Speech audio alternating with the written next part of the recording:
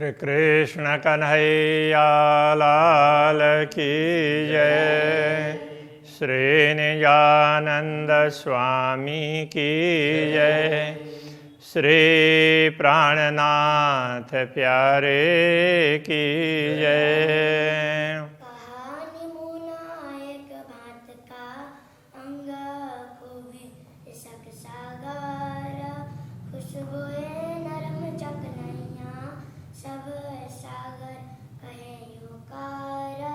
सब सागर कहे यों कर। श्री कृष्ण कन्हैया लाल की श्री राज्य के मुखारविंद की बात चल रही है। जो रंग कहूँ गौर का तो सागर मेर तरंग। जैसे श्री राज्य का मुखारविंद है तो उसको गौर वर्ण का कहें तो भी उससे निकलते हुए आभा है ना, तो उसमें वो ही एक प्रकार से सागर ही है। तो उससे वो प्रकाश की तरंगें पहाड़ों की भांति, ऊंची ऊंची पर्वतों की भांति निकलती है। जो कहूँ लाल मुख अधुर, और उनके मुखारविंद को लाल और उनके मुखारविंद को और अधर को, ओष्ठों को लाल कहें तो हुए सागर लाल सुरंग। तो लगता है कि वो पूरा सागर है, लाल और सुरंग, बड़ा अच्छा। तो इस प्रकार का, तो ऐसे लाल लाल और बड़ा सुंदर ऐसा लगता है। हक के मुख का नूर जो सो नूर ही सागर जान। तो अक्षरातीत धामधनी के मुख का प्रकाश, मुखारविंद का प्रकाश से उससे मानो पूरा पूरा प्रकाश का सागर बन गया हो, ऐसा लगता है। तेज ज्योतया सलूकियाँ, उससे निकलती हुई तेज ज्योति और उसकी सुंदरता, शोभा सागर भरया आसमान। ये पूरे शोभा का सागर है, पूरे आसमान में, आकाश में व्याप्त हो गया, छा गया है, ऐसा लगता है। शोभा कसूरत की सागर भी कहे न जाए। अक्षरातीत धामधनी के स्वरूप की शोभा है, उसको तो वैसे सागर भी कहा नहीं जा सकता। ये शोभा अति बड़ी है, ये बहुत बड़ी शोभा है, इसलिए सागर कह दिया। पर सो आवे नहीं जुवाएं, किंतु वो जिह्वा के द्वारा व्यक्त नहीं की जा सकती। जैसे सागर का भी वर्णन हो सकता है, किंतु अक्षरातीत धामधनी की शोभा का वर्णन नहीं हो सकता है। अधिक होने से सागर कह दिया है। सागर कहे यूं जान के, कहे दुनिया में बड़े। तो इनको सागर का उदाहरण इसलिए दिया कि दुनिया में बड़ा सागर ही होता है।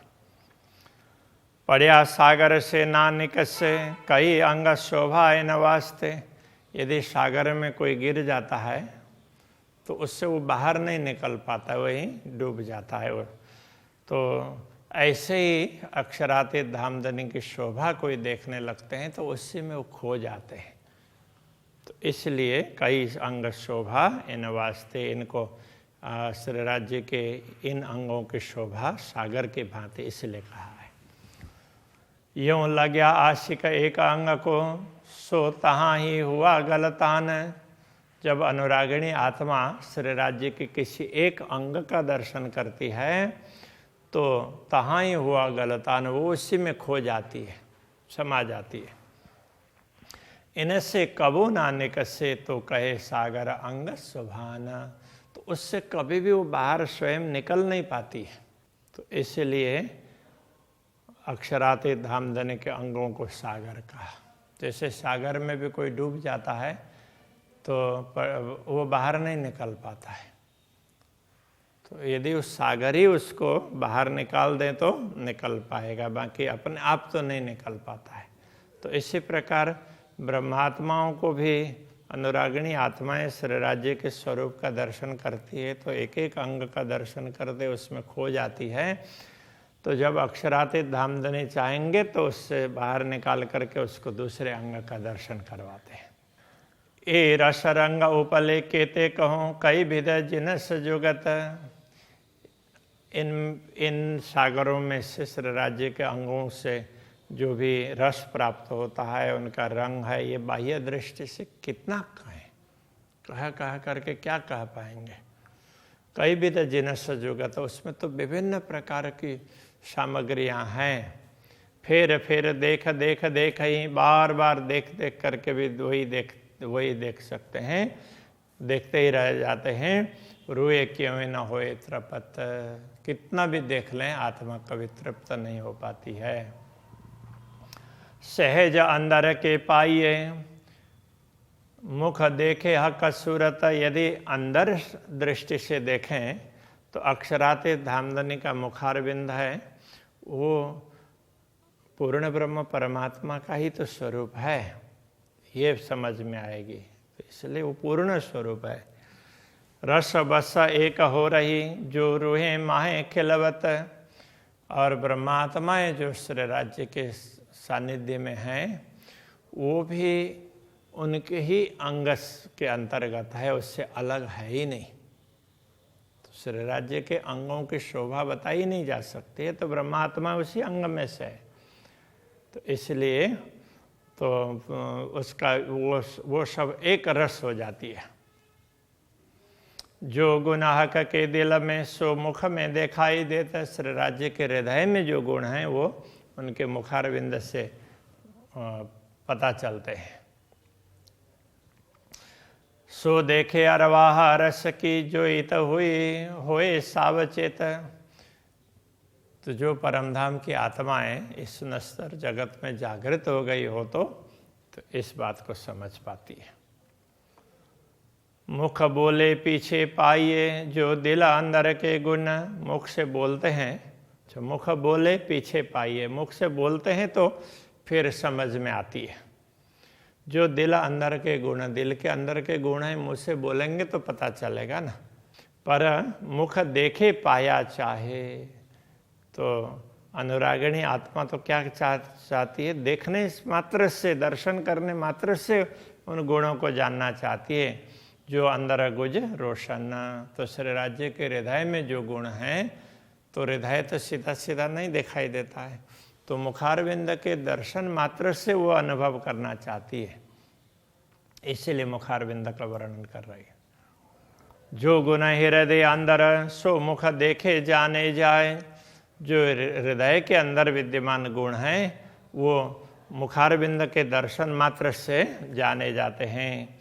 ऊपर सागरता पूर्ण ताथे दिल की सब देखाए, कि ये ऊपर सागरता पूर्ण का तात्पर्य, तो मुखारविंद की शोभा इतनी विशेष है, वो सागर की भांति पूरे पूर्ण है, इसलिए ताथे दिल की सब देखा, इसलिए वो दिल के गुण भी उसमें से दिखाई देते हैं।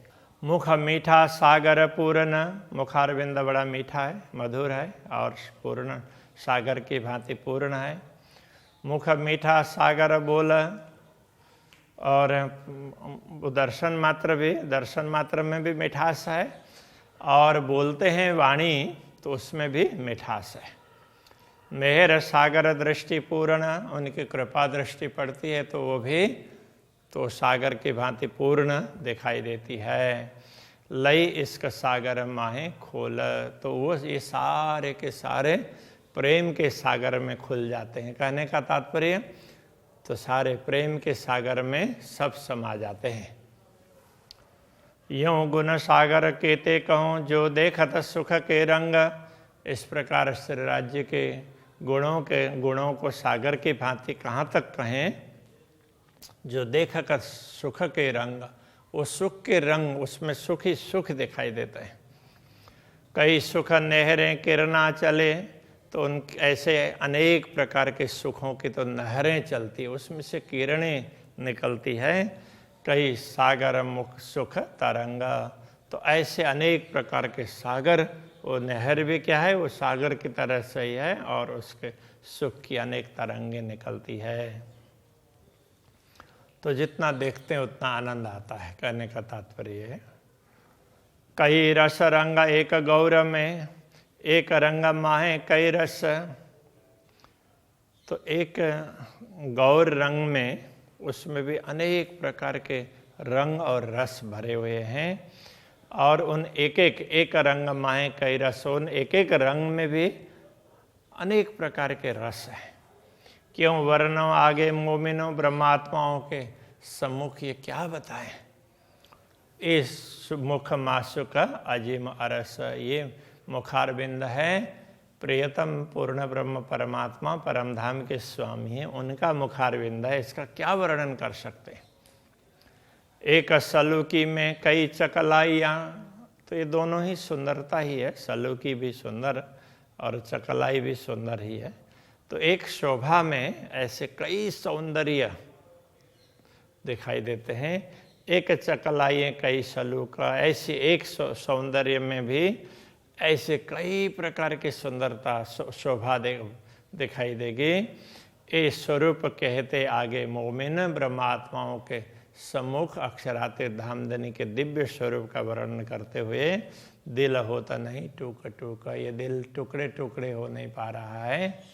दो तरफ शोभा कान भूषण, बीच नासिका शोभे दो नयन। अब कहते हैं दोनों तरफ कान के आभूषण है और बीच में नासिका। तो मुखारबिंद में दोनों तरफ कान और उनके आभूषण है, बीच में नासिका है। नासिका के दोनों तरफ नयन कमल सुशोभित है। तिलक नीलाट अति उज्ज्वल, तो नासिका के ऊपर ललाट में तिलक बड़ा उज्ज्वल है। दो अधुर मधुर मुख बैना, तो दोनों अधुर हैं, दोनों अधर से मधुर, दोनों अधर युक्त मुखारबिंद से मधुर मधुर वाणी निकलती है। शिर मुकुट एक भांत का, क्यों कहूँ जुआ रंग नंग, तो सिर में मुकुट है वो भी एक भांत का। कहने का तात्पर्य एक अलग ही प्रकार का है, ऐसा कहने का तात्पर्य।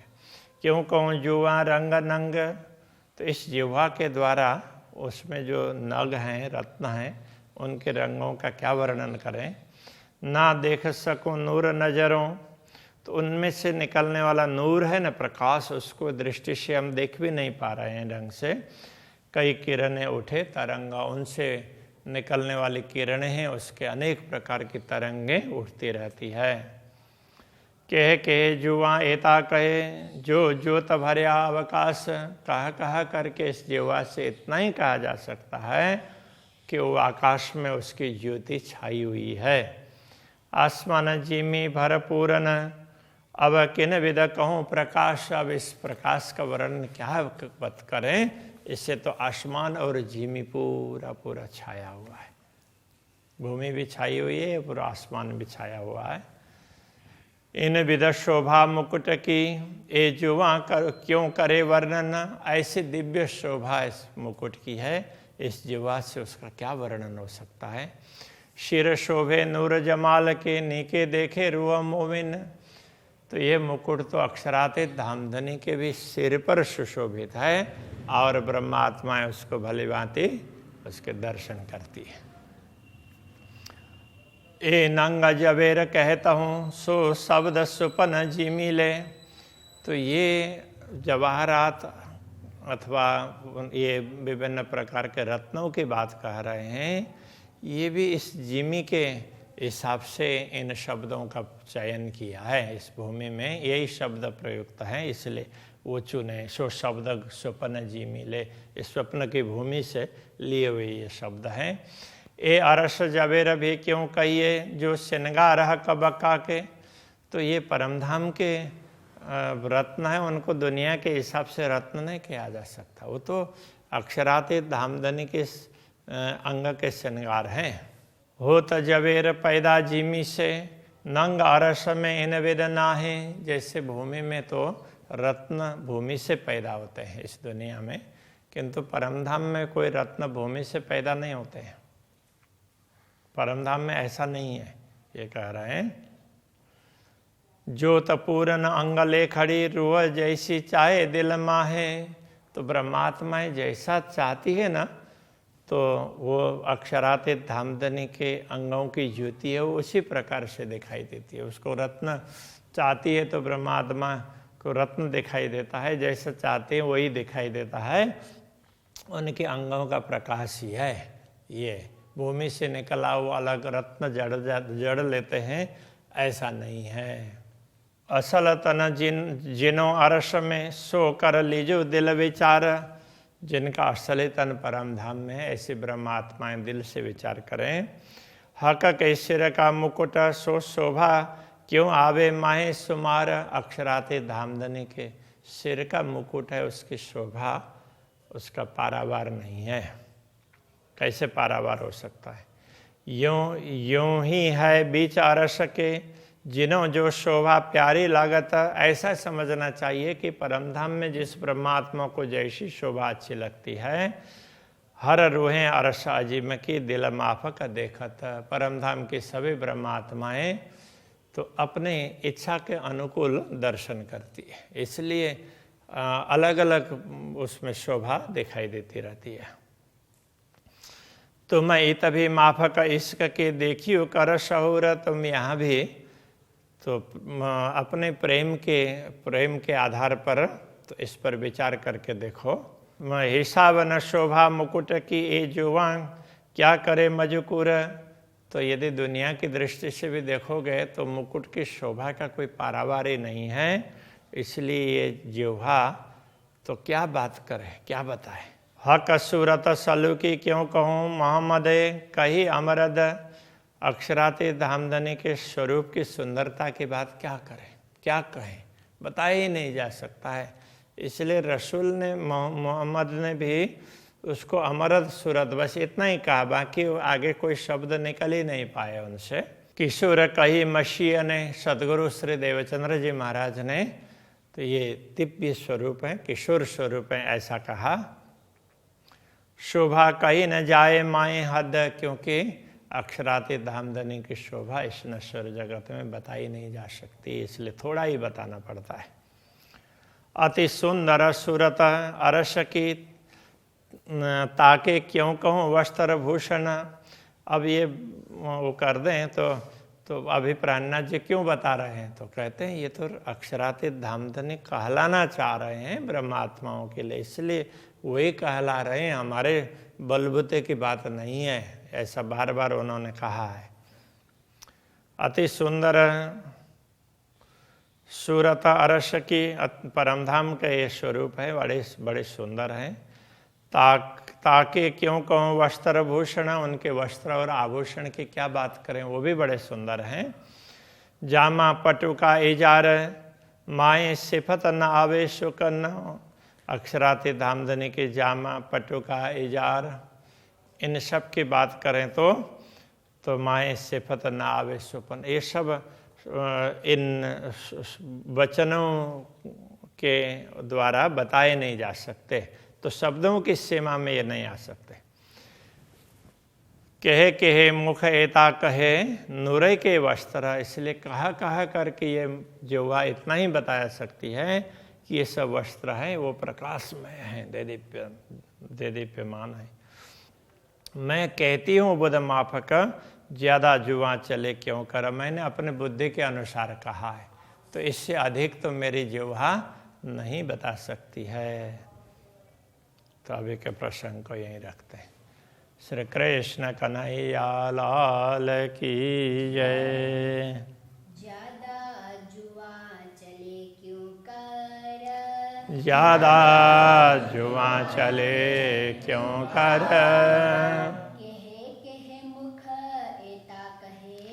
कहे मुख एता कहे, नूरे के वस्त्र। मैं कहती हूँ बुध माफक, ज्यादा जुआ चले क्यों कर, ज्यादा जुआ चले क्यों कर। ज्यादा जुआ चले क्यों कर, ज्यादा जुआ चले क्यों कर।